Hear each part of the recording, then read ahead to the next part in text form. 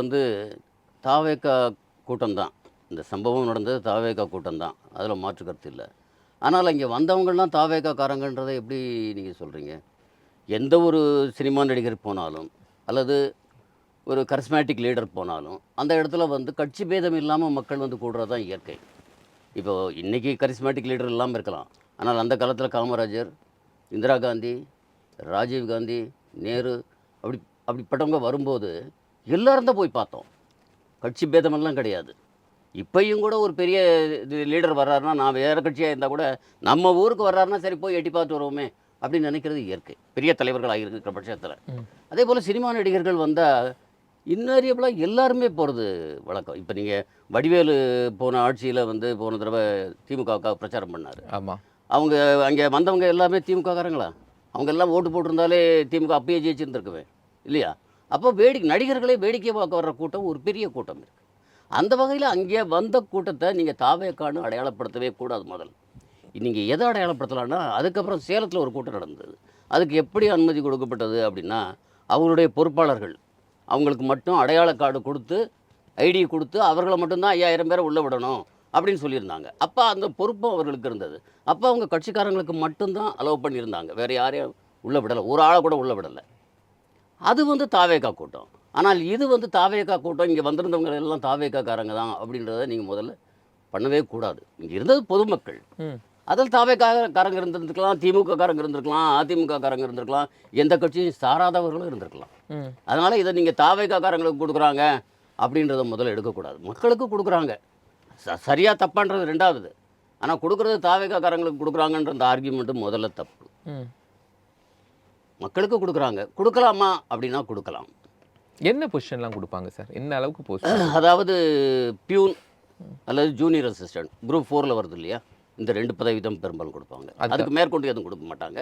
அதுக்கு மேற்கொண்டு கொடுப்பது யாருக்கு கொடுப்பாங்க அப்படின்னா, விளையாட்டு வீரர்கள்லாம் வர்றாங்க இல்லையா?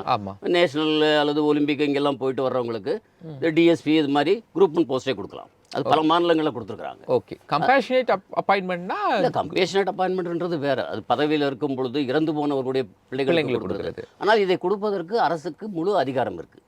இப்படி வழங்குவதற்கு அரசுக்கு முழு அதிகாரம் இருக்குது. இது மாதிரி விபத்துகள் அதை எப்படி நம்ம தேர்ந்தெடுக்கணும் அப்படின்னா, இப்போ 2 லட்சம் வந்து பொதுவாக வந்து விபத்துகளில் மரணமடைந்தவர்களுக்கு அல்லது பெரிய வெள்ளம், தேசிய இடர்பாடுகள் இது போன்ற இறந்தவர்களுக்கு 2 லட்ச ரூபா கொடுப்பாங்க. அது இயற்கையாக அரசாங்கத்தில் ஜீவோ இருக்குது. எது நடந்தாலும் ஒரு விபத்து நடந்தாலும் சரி, அது யாரையும் கேட்க வேண்டியதே இல்லை. உடனே வந்து கலெக்டரே அனௌன்ஸ் பண்ணி கலெக்டரே பணத்தை கொடுத்துருவார். ஆனால் சில சிறப்பு நிகழ்வுகளில் இப்போது ஒரு 20 வயது இளைஞன் செத்து போகிறான்னு வச்சுக்கோங்க. அந்த குடும்பம் அவன் 40 வருஷம் உழைச்சி போடுவான் அந்த குடும்பத்துக்கு, இல்லையா? அப்போ அந்த 40 வருஷத்துக்கு இந்த 2 லட்சம் ஈடு கட்டுமா?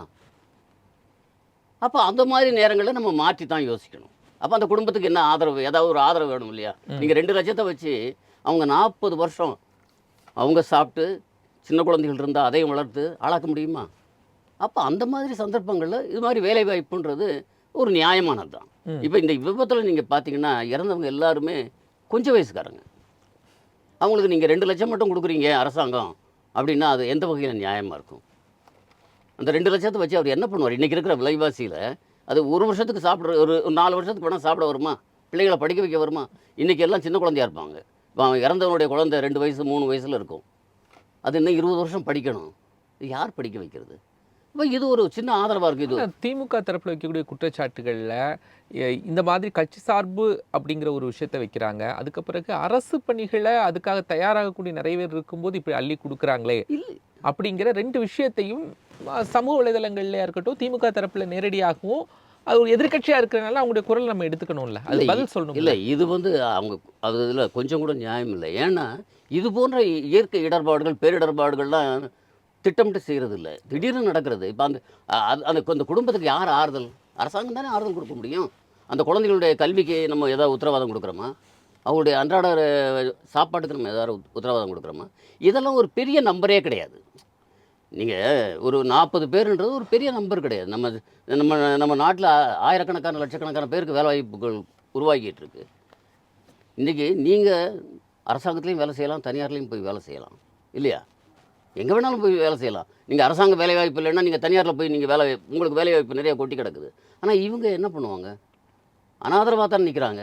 இவர்களுக்கு வந்து ஒரு சின்ன ஒரு சாதாரண ஒரு பியூன் வேலை கொடுக்குறதுனாலையோ அல்லது ஒரு ஜூனியர் அசிஸ்டண்ட் அவர் வர்றதுனாலையோ அவருக்கு என்ன பெரிய இது வந்துடுது, யாருடைய இது இழந்து போகிறாங்க. அதனால் ம். அதை 10 போஸ்ட் கிரியேட் பண்ணிட்டு போகிறாங்க. இன்றைக்கி இது வரைக்குமே கடந்த ஆட்சியில் வந்து ஆசிரியர் பணியிடங்களே 50,000க்கு மேலே ஃபில்அப் பண்ணாமல் இருக்காங்கன்றாங்க இல்லையா? இப்போ என்ன பண்ணாங்க? அதை ஃபில்அப் பண்ணியிருந்தால் 50,000 பேர் வேலைக்கு வந்திருப்பாங்களே. அப்படி ஃபில்அப் பண்ணாமல் விட்டுட்டு இன்றைக்கி 41 பேருக்கு வேலை கொடுக்குறாங்களே அப்படின்னு இவங்க வந்து இல்ல, சொல்கிறது. இது ஒரு தேர்தலை மையப்படுத்தி இவ்வளவு நாளும் கரூருக்கு போகல, இப்ப கரூர்ல இடைத்தேர்தல் வரப்போகிறது, அந்த இடைத்தேர்தலை மையப்படுத்தி இதெல்லாம் நடக்குது. இந்த 41 ஓட்டுனால அதை ஒரு வேணா இந்த 41 ஓட்டை கழிச்சிக்கோமா, 41 இன்ட்டு 2 வேணால் போட்டுக்கோங்க, 100 ஓட்டை கழிச்சிடுமா, கழிச்சிட்டு மிச்சம் எவ்வளோ ஓட்டு வாங்குறாரோ அந்த ஓட்டை வேணால் அவருக்கு சேர்த்துக்கோங்க. ஒரு 41 பேருக்கு கொடுக்குறதுனால எத்தனை ஓட்டு கூட வந்துடும் உங்களுக்கு? அந்த குடும்பம் ஒரு குடும்பத்தில் 10 பேர்னே வச்சுக்கோங்க, 41 குடும்பம், 41 குடும்பத்தில் இன்ட்டு 10 410 பேர் தாவேகாக்கா அடிஷனலாக ஓட்டு போடுறாங்கன்னு வச்சுக்கோங்க. அந்த 410 ஓட்டை கழிச்சிட்டு பார்த்தா தாவேகா ஜெயிக்காதா? இங்கே ஜெயிக்காதான். ம். இதெல்லாம் வந்து ஒரு சின்ன பிள்ளைத்தனமான வாதங்கள். இது இடைத்தேர்தலை ஒட்டி போகிற ஒரு சிஎம் போகிறதுக்கு இப்போ போகணும் அப்போ போகணும்னு யார் சொல்கிறது?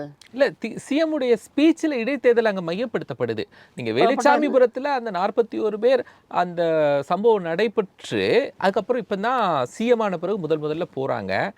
அந்த வருத்தம் தெரிவிக்க போகல, நிறைய விஷயங்கள் விமர்சனங்கள் வருது.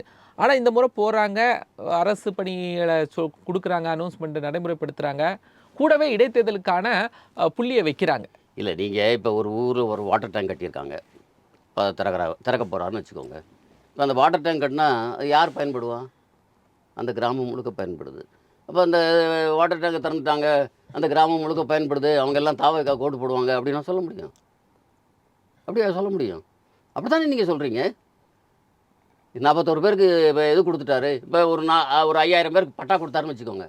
அப்போ நீங்கள் என்ன சொல்லுவீங்க? 5000 பேருக்கு பட்டா கொடுத்துட்டாரு, அதனால் வந்து ஓட்டு புறம் அவங்களுக்கு போயிடும், அப்படி தானே சொல்லணும் நீங்கள்.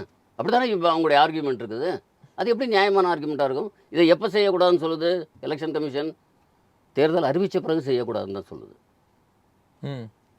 அதுக்கு முன்னாடி நீங்கள் எது வேணாலும் செய்யலாம். ஏன் இவங்க போன தேர்தல் அறிவிக்கிறதுக்கு முன்னாடி என்னென்ன செஞ்சுட்டாங்க? எல்லாம் ஒவ்வொரு ஊராக போய் திறந்து வச்சுருந்தாங்க இல்லையா? அப்போ அது எதை நோக்கி? அவங்கெல்லாம் இவங்களுக்கு ஓட்டு போடுவாங்க நோக்கி தானே அதை திறந்து வச்சாங்க. அப்போ இதில் என்ன இருக்குது? அதை தானே இவர் செஞ்சுருக்கிறாரு. இப்போ நீங்கள் அப்படின்னா யார் இந்த நலத்திட்டங்களை யார் கொடுக்குறது? ம். நலத்திட்டங்களை யார் கொடுக்குறது? தேர்தல் வருவதற்கு முன்னால் முதல்வர் அவர்கள் ஊர் ஊராக போய் எங்கெங்கே மிச்சம் இருக்குதோ எஞ்சிய இது எல்லாத்தையும் திறந்து வச்சுருந்தார் இல்லையா? ஏன் திறந்து வச்சார்? ஓட்டு போடணுன்றதுக்காக தானே. அப்போ உங்களுக்கு ஒரு நியாயம் அவருக்கு ஒரு நியாயம்னு எந்த ஊரில் இருக்குது? தேர்தல் ஆணையமே என்ன சொல்லுது? தேர்தல் நோட்டிஃபிகேஷன் வந்த பிறகு நீ எதுவும் செய்யக்கூடாது, அதுதானே சொல்கிறாங்க. அப்படி வரும்போது 41 பேருக்கு ஒரு இது கொடுத்த, இப்போ 41 பேருக்கு நீங்கள் அப்பாயின்மெண்ட் ஆர்டர் கொடுக்கல, 41 பேருக்கு பட்டா கொடுக்குறாங்கன்னு வச்சுக்கோங்க. அப்போ என்ன பண்ணுவீங்க? என்ன பண்ணுவீங்க? எல்லாமே உதவி தானே. ஒரு ஒன்றுமில்லாத உங்களுக்கு ஒரு பட்டா கொடுத்தாலும் 1.5 சென்ட் நிலம் கொடுக்குறாங்க, அல்லது ஒரு வீடு கட்டி கொடுக்குறாங்க, ஒரு வீட்டை கொடுக்குறாங்க, ஒரு லோன் கொடுக்குறாங்க, எது கொடுத்தாலும் உதவி தானே. அதுக்கு நீங்கள் நன்றியாக இருப்பீங்க தானே. அப்போ நீங்கள் அதுக்கு ஓட்டு போடுவீங்க தானே. அப்புறம் அது தப்பு இல்லை இது தப்புன்னா எப்படி தப்பாகும்? அது பேசுவோம் சார். ரங்கா சார், அதாவது